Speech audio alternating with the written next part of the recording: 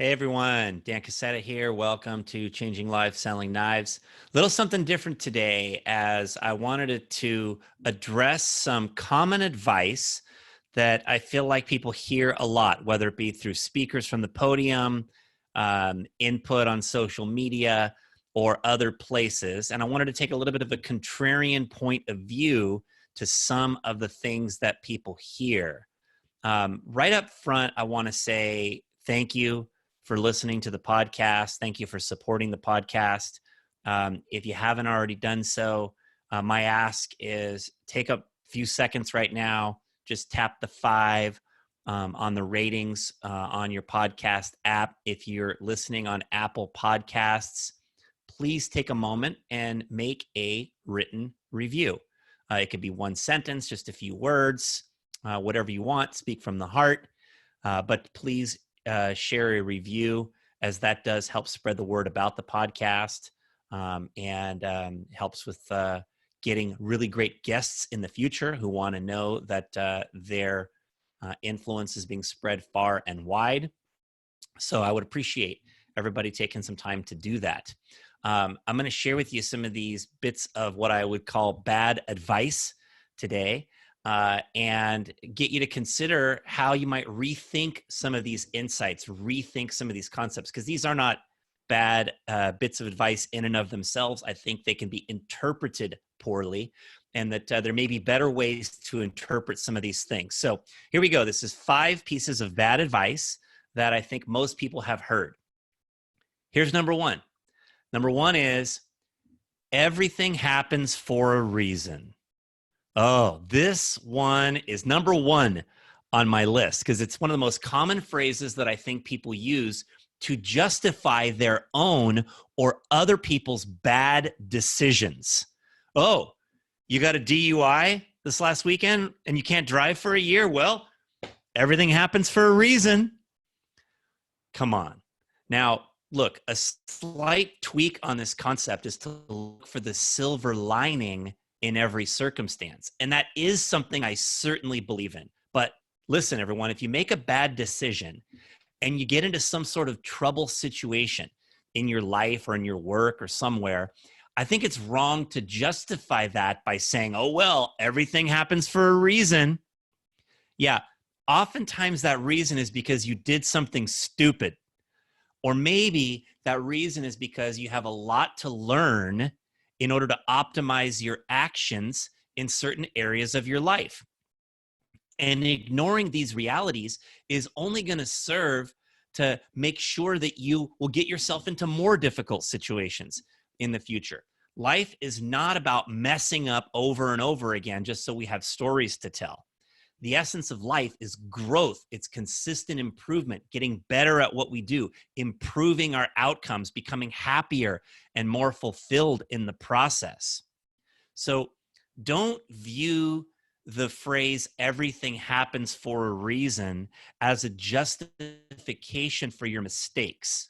Instead, I would encourage you to develop some humility and consider the reasons why something happened, so that you're capable of making better decisions in the future. That is my bit number 1 on bad advice. Everything happens for a reason. All right, here's number 2.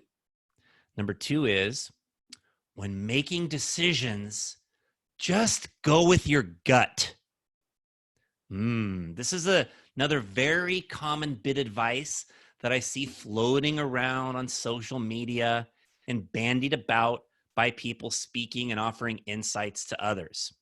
The problem with this advice is that our very nature as humans is to act in accordance with our long-held beliefs, biases, and habit patterns. Our very nature as humans is to act in accordance with our long-held beliefs, biases, and habit patterns. So in going with your gut, what you're doing is you're keeping yourself trapped in similar ways of thinking, and you're missing out on some obvious opportunities that might literally be right in front of you. Our gut compares our past experiences with our current situation. And it makes decisions that are in accordance with our long-held beliefs. And this is an age right now of advanced information and data. And so there are so many better ways to make decisions than just going with your gut. So one of the first things that I would consider is evidence. Look at evidence. Somebody once told me a long time ago, do more of what works and do less of what doesn't. Right? Well, we can develop evidence in our lives of things that are working. In a sales business, there are sales numbers, there are metrics you can look at, right? You can study statistics. In most fields, there's some kind of evidence that you can gather. In your personal life, it just takes some critical thinking to consider, what's working, what's not working, right? Where am I succeeding? Where am I not? And really begin to gather evidence about our future decisions. Another concept I like to share with people is the idea of living into the future. When you're making a difficult decision, living into the future. And here's what I mean by that. I think that a person can literally visualize in their mind future outcomes of two different decisions you might make in a situation. Imagine if you could live the next year of your life and then push a button, rewind, live the next year on a different path, of some big decision you might have to make, let's say, push a button again, go back and then pick, okay, which path do I want to take now for my real time going through this. So those were my dress rehearsals. Right? Now it's the real performance. Which one do I want to pick? If you could actually live both decisions for a year and then go back in time, it'd be pretty easy to decide, well, which one do I actually want to do? Well, I think we can do that in our minds through the power of visualization, right? We can take a difficult decision we might make and we could say, okay, I'm going to choose path A. And let me envision, what will that be like? What will it feel like when I make the decision? What would be the first things I would do? Who would I tell about it? How will they respond? How will it feel a month from now? How will it feel 6 months from now? Where could I be a year from now? And what will that feel like? What will I look back on and possibly regret? And then we could rewind and we could envision the same process for choice B in this decision. And those same questions. Right? How will I feel when I make the decision? Who will I tell about it? How will they respond? How will it feel a week from now, a month from now, 6 months from now, a year from now? What might I look back on and regret? We can live through decisions in our mind to gain a better sense of what it will actually be like to be in that position. We don't just need to make gut instinct decisions now without gathering more evidence and really feeling what it will feel like to be in that position. I would encourage you all to check out a couple of books. The first one is called The Undoing Project by Michael Lewis. And it's a great book that mixes in a story of a couple guys with some insights about decision making. There is also another book called Thinking Fast and Slow, which is written by one of the guys described in The Undoing Project, Daniel Kahneman. And Thinking Fast and Slow is a lot more of a tedious, difficult read than The Undoing Project. So I'd recommend Undoing Project first. If you like it, you could move on to the other one.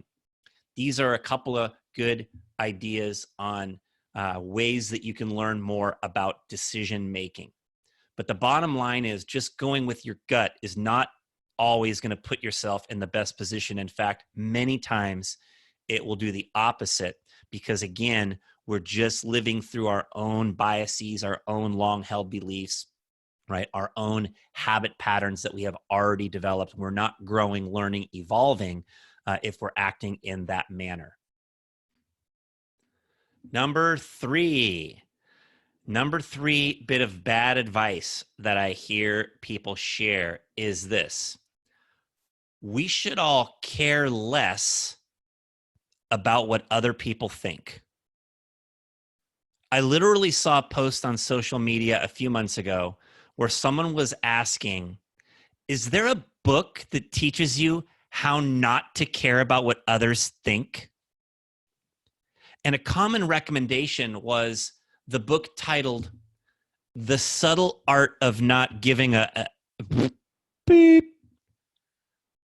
I'll just admit I've never read this book, probably because the title just lost me. And I know the title is just an attention getter, but I'm still not going to read this book. Here's what I have to say about this. Not caring about what others think fosters a selfish, me first way of thinking and acting. This mentality also promotes uncomfortable interactions with others, and it increases conflict.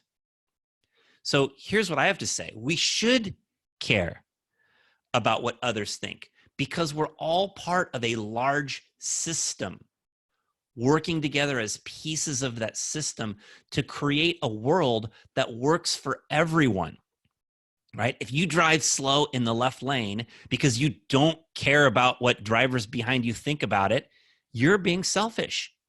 You're also creating a threat, albeit a small one, to public safety.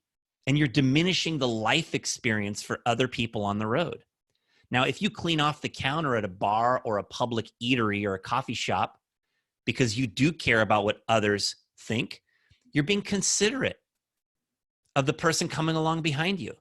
And you're improving the life experience for others with no diminishing of your own experience. In fact, the feeling of doing something nice will probably set with you for quite some time and actually make you feel happier. Everyone, there are 7 billion people on this planet, and it's vital to consider your impact on others. The idea that my actions don't make a difference is the first step in a downward spiral that would completely decimate our social contract. What if everyone thought that way? What kind of world would we live in? Now, I know that when people say, care less about what others think, that's not exactly what they mean. So I might amend the saying to be a little more detailed. We should probably all care less about what people think of our hair or of our clothes or of our personal appearance. We should probably all worry less about what people think of our racial background or our political or religious beliefs or what kind of foods or sports teams or TV shows that we like or don't like. Many times, people are insecure about having someone get to know them, when at the same time, the other person is just as insecure about having you get to know her or him. So not caring about what others think in its most positive interpretation can mean being more of our authentic selves. And being authentic can be a sort of filter on our relationships. It effectively eliminates from our lives those people who are overly judgmental or prejudiced about some aspect of who we are. But if you take this bit of advice to an extreme, what I think is that you can become jaded and uncooperative with others in your life. And that's not what we want. So yes, care less about what others think about some of your personal characteristics and superficial things. That's fine. But we should all be aware that we're part of this big system, 7 billion people, right? And we want to create a world that works for everyone. All right, here's number 4. This one is one that everyone hears a lot. So this might be a little controversial. The point is, do what you love. Now, this bit of advice certainly has some merit, but I think it's often misinterpreted by people and turned into an excuse for wasting time in activities that don't add value in people's lives. I think loving what you do is a better spin on the same advice. And we tend to love what we do when it has a powerful impact on other people. our minds are hardwired to value and appreciate contribution. Anytime you do something nice for someone else, you'll immediately feel better in your own life. So what I think is important, especially in terms of choosing a career, is finding the intersection between something you enjoy doing and something that adds significant value in the world. Having some concrete form of purpose in one's work is one of the most important keys to overall personal happiness. So one of the things I enjoy doing is playing poker. All right. It's a game I discovered about 15 years ago, and I felt like the skill set for this game was right up my alley. It's a game that's played against other people. While it's typically offered in a casino, it's not a house game where you're gambling against the house. It's played against other people, and there's a lot of deep thinking and strategy that goes into it, people skills, all kinds of other things. It gets, my competitive juices flowing, and it basically has turned into a profitable hobby, over many years for me. It's something I enjoy doing. And I've been asked many times by people, hey, why don't you just play poker, professionally? And in my mind, I'm thinking that would be one of the worst things I could do, for my own, in my own situation. Yes, I could play and earn enough money to live, pay my bills, and, be all right. But I wouldn't be contributing any value to the world during that endeavor. I would not be adding value. I mean, maybe there are professional poker players who earn so much that they use their platform, to influence people and to give, philanthropically and things like that. And that's great. That's great. I'm not criticizing that. But to just play to earn, a living and not be adding value through my work would not be something I would want to do. And so it really isn't a consideration for me to go that route at all. And I think this applies to a lot of things that people do out there. There are a lot of things that we might love to do, but those things aren't adding value in the world. And if they aren't adding value in the world, then they're a hobby, not a career, and they should be prioritized as such in our schedules. So just think about how that concept might apply in your own life. And as you're seeking out what to, invest your time into, as a career, I think it's very important, as I said, to find that intersection between something you enjoy doing and something that adds significant value to other people in the world, that makes a contribution where you can really feel like you're getting that personal fulfillment that will come from that area of your life. Now, here's the last bit of bad advice that people hear, particularly young people will hear this a lot. And it's the idea of that you should always obey authority, that you should always listen to the input of those in authority over you. So I think we start hearing this in the very earliest days of school, and it certainly has its application as we're advancing through the educational system. A kid who constantly causes problems in a class is a hindrance to everyone else who's there to learn. But at some point, as our intellectual capacity begins to grow, it starts to become important to ponder the ideas we are hearing from others. Without this tendency, what I think is we would create a homogenous society with robot-like thinking and little ingenuity and little creativity. My favorite business philosopher, author, speaker, of course, in my life has been Jim Rohn. And he used to teach, take advice, but not orders. And then he mixed in this gem. He would say, make sure that what you do is a product of your own conclusion. Make sure that what you do is a product of your own conclusion. Now, I don't think that people should be disruptive in a classroom setting, for example, but we should all strive to develop our critical thinking and our ability to process information. An important way to do this is to have open dialogue with others whose beliefs might be different from ours. And unfortunately, this type of healthy, respectful discourse is being gradually shut down in our society today. And I think that's wrong. I really want to come out and clearly address those of you who are young, particularly students, particularly on a lot of our campuses today, which, certainly have one far leaning point of view. And I just want to encourage you to realize the importance of healthy discourse. And the best way to confront ideas you don't agree with is with better ideas of your own. It's to go to where someone's at, understand them, and then bring them over to your point of view. It's not to yell from the other side. It's not, to hurl insults, right? And, if we just sit as robots and listen to the people who are in influential positions or authority figures over us, I'm not so sure that that gets us to arrive at the best place in our lives. I think it's important to find people in your circle who have differing beliefs, but are at least respectful about how they present themselves. If you have some friends who are like that, or maybe, on social media, you follow people who have differing beliefs from you, but are at least respectful in their presentation style, I think it's good to take in what these people say, consider it, try to understand their perspective. I think it's super important to maintain humility in our lives. I had a guest on the podcast named Charlene Lee.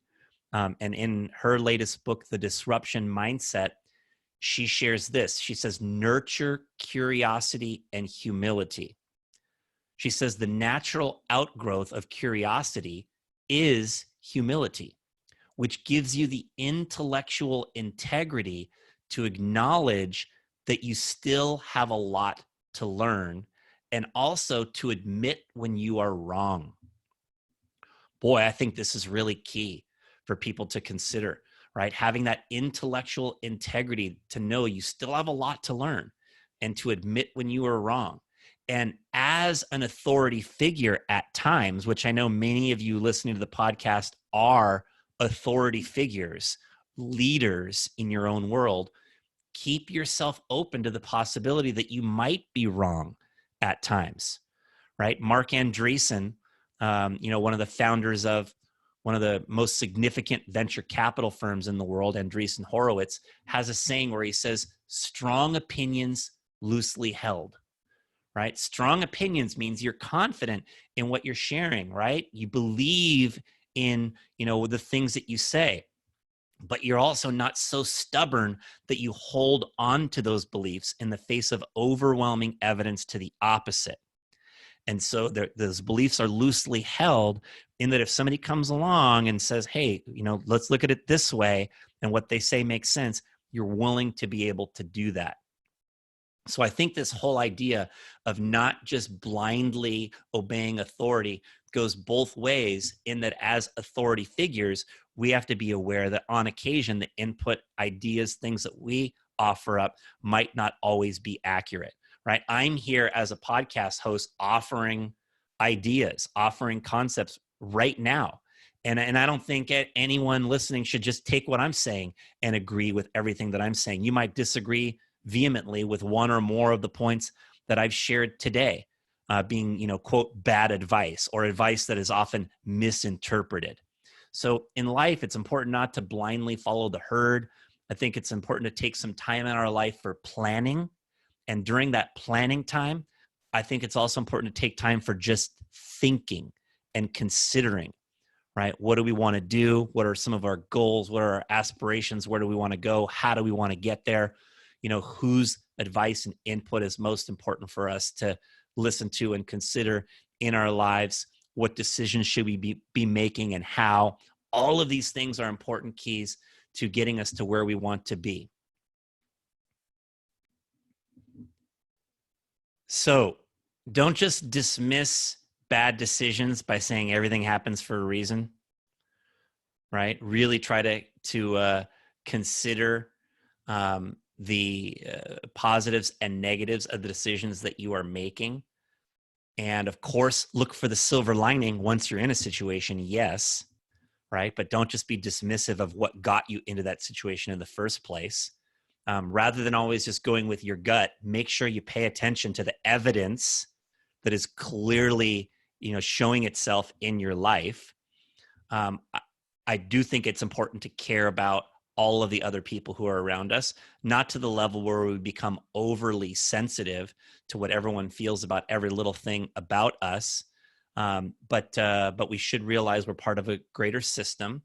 I think loving what you do is more important than doing what you love, and finding that intersection where you love what you do and you're impacting the world is the sweet spot for anyone as a career. Otherwise, some of the things that you do that are things you love are probably more like hobbies and should be prioritized in our schedule as such. And then rather than just blindly obeying the advice and input of people who are authority figures in our lives, right? Learning to take it in, have critical thinking, have humility, and take time for considering and planning in our lives. Like, these are all things that I feel like can help lead us to greater success. So hope you got some good stuff from this short episode of the podcast today. Once again, thank you so much for listening. Please give us a review. Please give us a rating. Please share the podcast with other people. Right now, if you could share this with 3 people in your life who are not a part of Cutco and Vector community, so that they can benefit from some of these insights that many people in our community have gained and are gaining and are using in their lives to change the world. We'd love to have you share with others. Hope you have a fantastic rest of your day. Thanks for your support.